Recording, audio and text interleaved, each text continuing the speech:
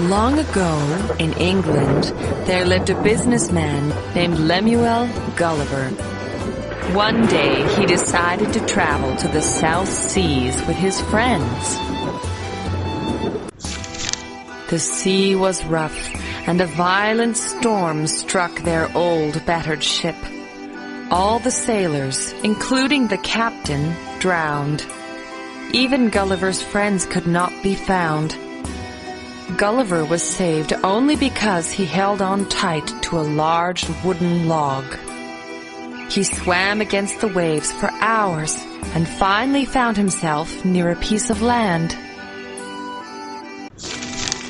Gulliver didn't find anything on the shore except a few shrubs and trees. He was very tired from his long swim and soon fell into a deep sleep on the soft grass. When Gulliver woke up, he found that his arms and legs had been tied to the ground. Thin, scratchy ropes were slung across his shoulders and chest and would not let him move.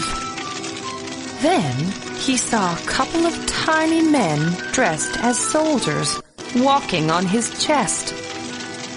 And these tiny men could talk. They had captured Gulliver and took him as their prisoner. They told Gulliver that they were taking him to their capital city called Lilliput.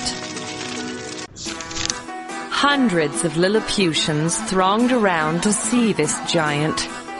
They fed Gulliver tiny green apples and bright yellow bananas and built a platform with wheels to start their long journey towards Lilliput. They arrived in the capital city. Gulliver was astonished to see an entire world of tiny trees, houses, animals, and men all around him. And then he was brought before the king. He knelt down before the king and asked him if he could stay in Lilliput. The Lilliputians no longer thought that Gulliver was a giant sent to destroy them. They started to trust him. One day, the king invited Gulliver for his birthday celebrations. Suddenly, a fire broke out in the palace. Gulliver pulled a stone fountain from the garden and poured the water on the flames.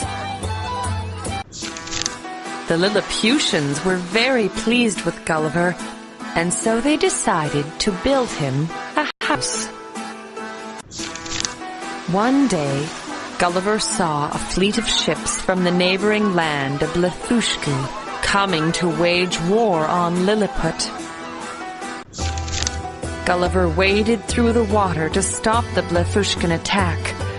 The spears hit Gulliver like tiny needles and had no effect on him. He took a deep breath and blew hard, and the ships toppled over like little toys. The Blefuscans were defeated. Gulliver was declared a national hero, and a huge celebration was held in his honor. Everyone rejoiced. Then one morning, as Gulliver was sitting by the sea, he saw a huge log floating out on the water, and he was reminded of his family. Gulliver expressed his wish to the king to return home.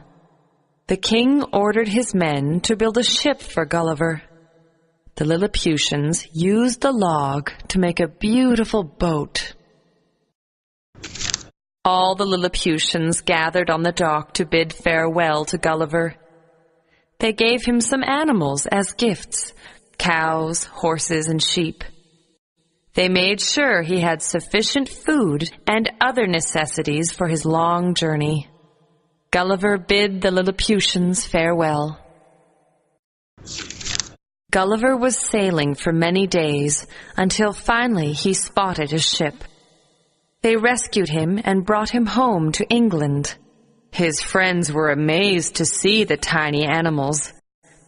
Gulliver told them of his adventures in the land of Lilliput, and because his memories were so fond, Gulliver decided that he would travel back to Lilliput again soon.